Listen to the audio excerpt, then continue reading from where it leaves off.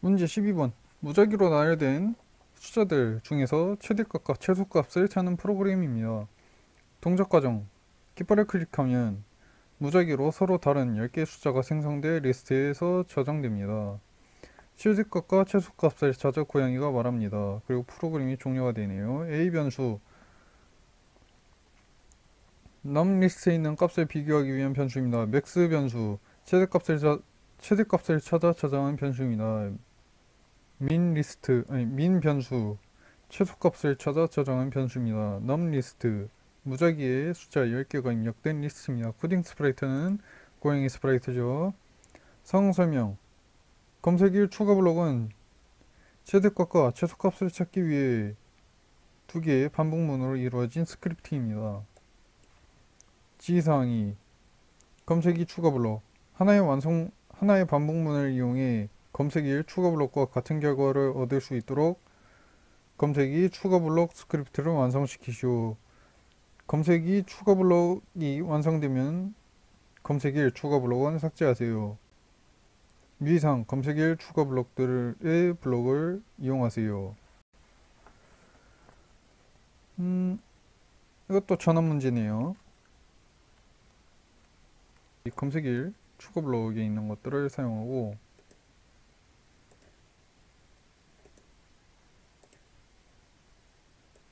검색기로 대체시키라는 말이네요. 자, 먼저 추기화 작업을 해보죠. 추기화 작업을 하고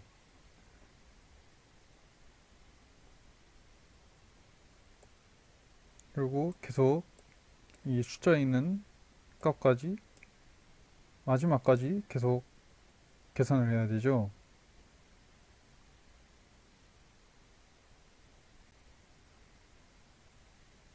그리고 이것들은 빼고 어차피 계속 증가시키기 때문에 하나만 넣으면 하나만 필요하고 이런 식으로 하면은 되는 거죠.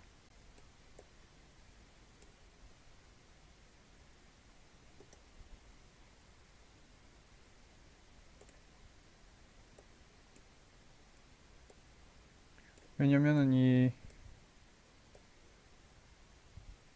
반복문이 두 개가 있는 거예요. 이거를 그러니까 검색 1 추가 블럭이 이거를 얘 하나 그리고 얘 하나 해서 수행을 해서 반복문이 두 개가 되고 조건문도 두 개가 된 거죠. 근데 이거를 하나로 전환을 시키는 문제입니다. 실행해 보도록 하죠.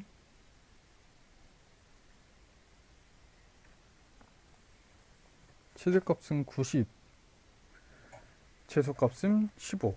맞을까요? 맞네요. 8번이 15고 2번이 90이죠.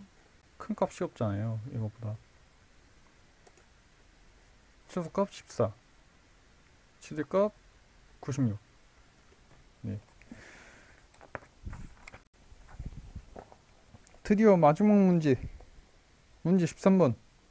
냉커피를 제공하기 위해 물의 유무, 얼음의 유무, 커피의 유무를 확인하고 만약에 재료가 없다면 커피를 제공하지 않습니다.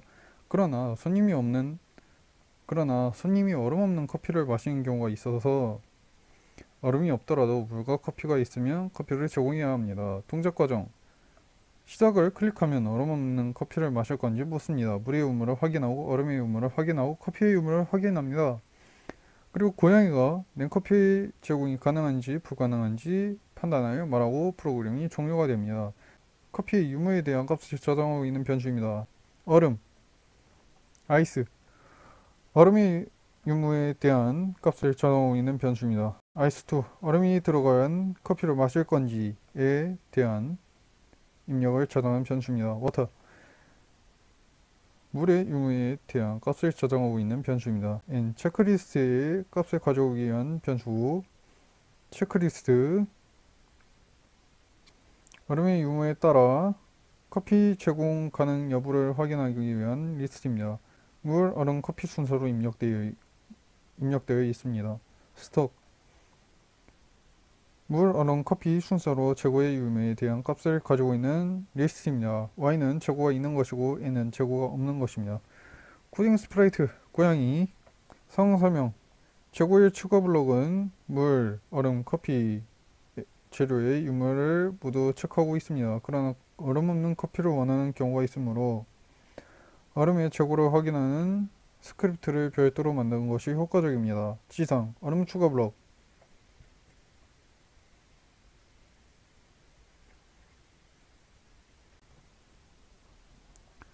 얼음이 포함된 커피를 마실 경우 체크리스트의 두 번째 항목에 y를 그렇지 않으면 n을 저장하는 스크립트를 완성하세요.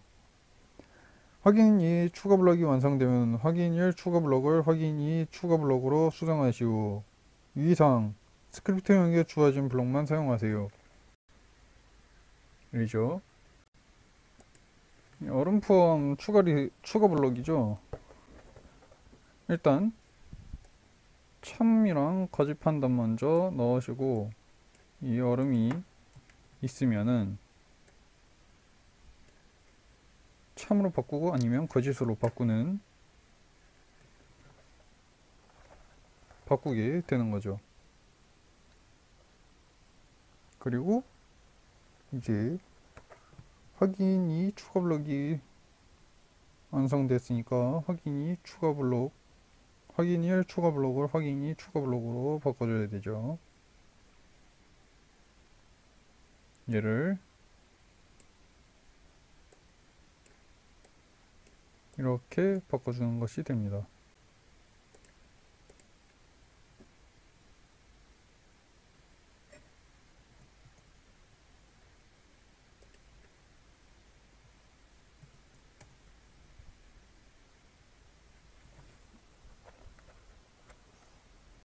이상으로 자격증 대비 실습은 끝났습니다. 모의고사 1회부터 2회까지 전부 푸셨습니다. 이제 강의를 마치면서 비전공자인 분들과 이제 청소년 분들은 이제부터가 IT 전문가에 입문을 하셨고요. 블록코딩으로 IT에 입문을 하셔서 열심히 실력을 쌓아 나가시길 바라며 이제 초등학교, 중학교이신 분들은 첫 자격증을 취득하실 수도 있게 됩니다. 또한 이 강의로 하여금 시작이 반이라는 생각을 가지시면 감사하겠습니다. 이상으로 강의를 마치도록 하겠습니다. 부족한 강의였지만 들어주셔서 감사하고 다음 강의에서도 만나기를 바라겠습니다. 이상으로 강의를 마치겠습니다. 감사합니다.